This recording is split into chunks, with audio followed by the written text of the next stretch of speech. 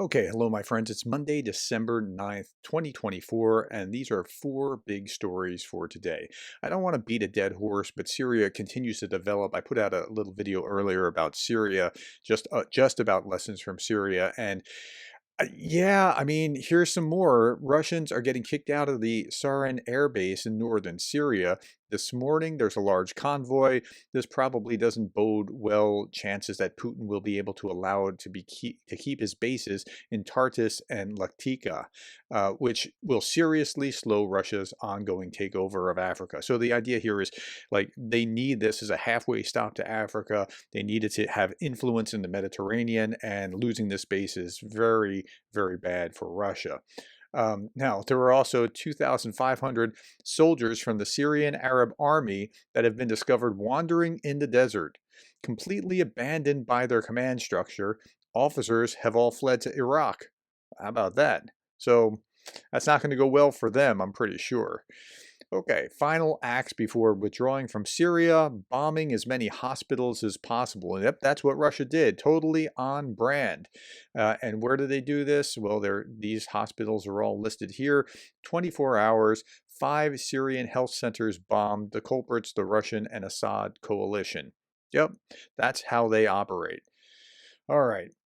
Now, Assad, it looked like may have gone down in the plane, and then it looked like he appeared in Moscow. So it was a clever disinformation campaign, it looks like, that caused people to think this. Reuters carried the story that the plane may have gone down, that sort of thing. So the Assad family is now in Moscow. Joining the former Ukrainian president from 2014. Assad family splurges $40 million on 19 Moscow apartments, according to the Financial Times. The properties were purchased between 2013 and 2019, suggesting that they were prepared for relocation well in advance. Like they knew that this day was probably going to come and they prepared for it. So, okay. To which Darth Putin, the humorist site, says, told Assad, "I'm not mad, and to prove it, I've given him an apartment with large windows and scenic views." Might want to stay away from those windows and scenic views. Okay, for the first time since 1973, Israeli forces have crossed into Syrian territory near the Golan Heights, entering the demilitarized zone on the Israel-Syria border. Netanyahu called it a temporary defensive position. So the Israelis yesterday bombed a Iranian somewhere where they were building or planning to build Iranian rockets in Syria. Like they couldn't get away with that in the rest of the time without the world, how could they do that? But right now, they can actually get away with some things like that. And here they're looking at their security, because if they can hold the Golan Heights, they have a much more secure place than if they have to move back away from the Golan Heights. Okay. Gary Kasparov. So Russia was effectively shielding ISIS from U.S. strikes for years. What's he talking about here? Okay, so the U.S. military carried out dozens of precision airstrikes targeting known ISIS camps and operatives in central Syria today, according to U.S. CENTCOM. The operation struck 75 targets using multiple U.S. Air Force assets, including B-52s, F-15s, and A-10s. Those are Warthogs. Yeah, and so what actually happened was that the U.S. and the Russians both seemed like they were on the same page, but they weren't for a number of years. And so they were all going after Islamists.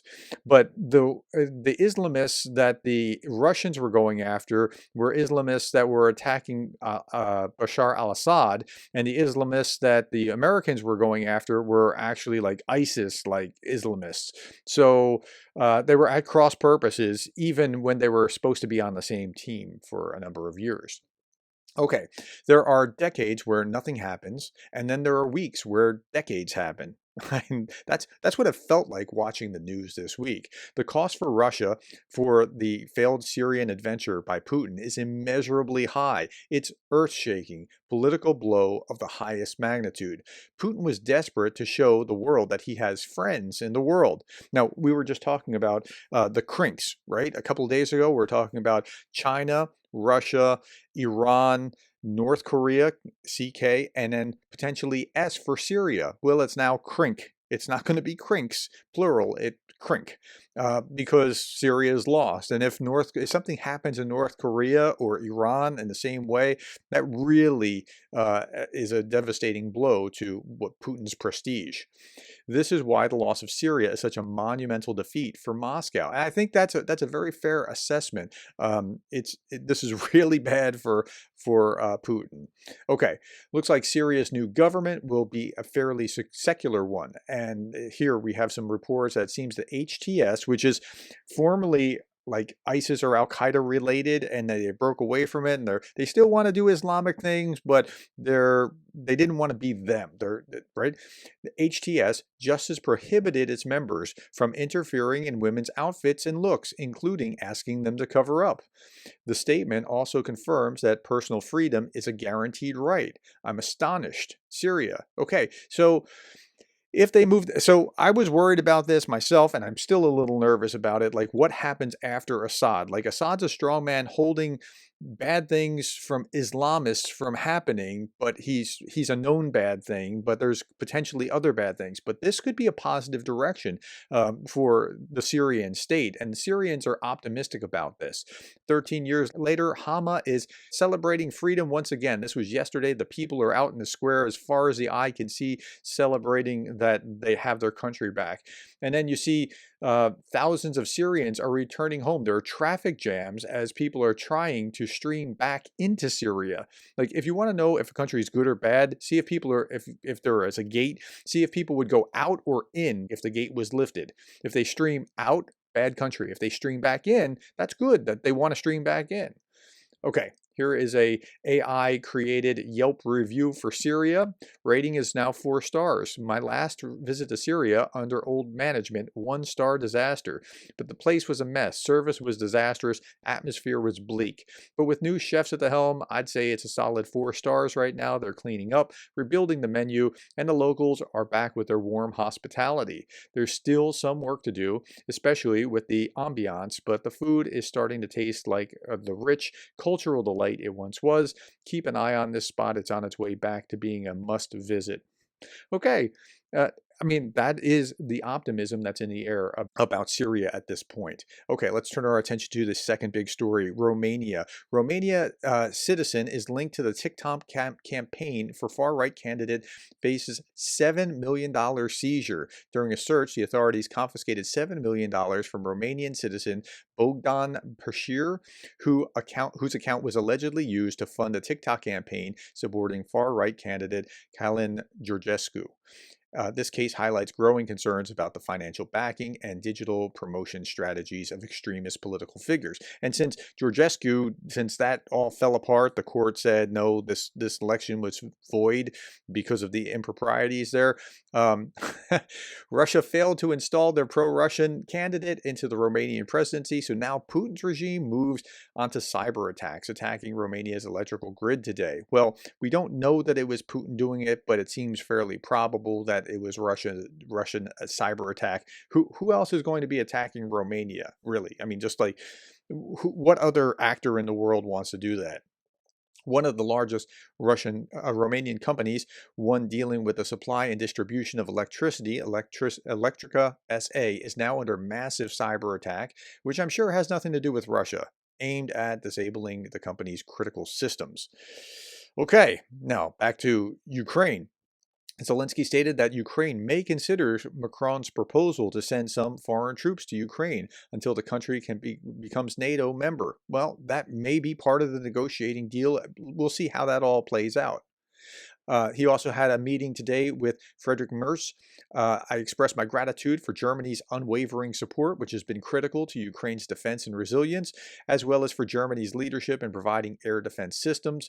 We discussed the need to increase military aid for the next year. We also talked about Ukraine's integration into the EU and agreed on the importance of enhancing Ukraine's long-range capabilities and extending an invitation to NATO. Now, Zelensky has to walk a fine line here. He doesn't want to isolate either Merz or Scholz, because you don't know how the election's going to go, but he keeps hitting his critical points. Zelensky sings his high notes very well. There's nearly 4.2 million individuals who fled Ukraine due to Russia's full-scale invasion had temporary protection status in EU countries. So this is really quite an EU crisis issue. 4.2 million, mostly women and children, have this protection status throughout the EU. And so fixing the problem for the EU would actually be a very helpful thing for them as well as for Ukraine. Okay, let's turn our attention to the Russian economy. The hits keep coming. Russian oil and gas revenue for November collapsed. It's down 34% from October, down 17% from the previous year. And so that's a good sign. And it's going to get worse when Trump gets into office and starts unleashing the spigots. It's going to get worse. Between oil and natural gas, Trump wants to drill, baby, drill. And that, if you're an environmentalist, you're not going to like it. But if you hate Putin or despise Russia and want to see them injured in the pocketbook, you will like it for that reason. Russia's second largest seller of consumer electronics, M-Video, employer of 30,000 people, 1,200 stores since 1993, one of the success stories of the post-Soviet economy. Well, they've just announced that due to the collapse of the sale of mobile phones, they will begin buying, refurbishing, and selling used phones. Now, why are they in this position? Well, again, if people don't, so if you are incentivizing people to go to combat and you have to give them lots of money and then industry has to keep up, that's creating inflation, and the inflation is causing, well, big problems. The debt payments having gone from 3 billion to 7 billion in 1 year. Russia's largest employers, Russian Railways, is cutting investment spending 40% and warning associated economic sectors to brace for impact. Yeah, why? Again, here, the ruble in 2020, this is an inflation calculator. And so in 2022, if you had 100 rubles, now you need 147 rubles to be the equivalent. So the ruble had an average inflation rate of 21% year over year, regardless of what they actually say. So if you spent 1 ruble on something before, you're now spending 150. That's going to cut down on what you can actually do. So it makes sense of why people are interested in buying used and refurbished phones rather than buying new ones, because they just don't have the purchasing power anymore. Okay, last little bit, Anton Georgescu talking about how even his own audience doesn't seem to believe when Putin's giving this speech. And so I want you to, as I'm reading his words, look at the faces of those in the audience if you're watching on YouTube. If you're on Spotify, you can only imagine this, but okay. That we will win, and no one will be able to conquer and break Russia.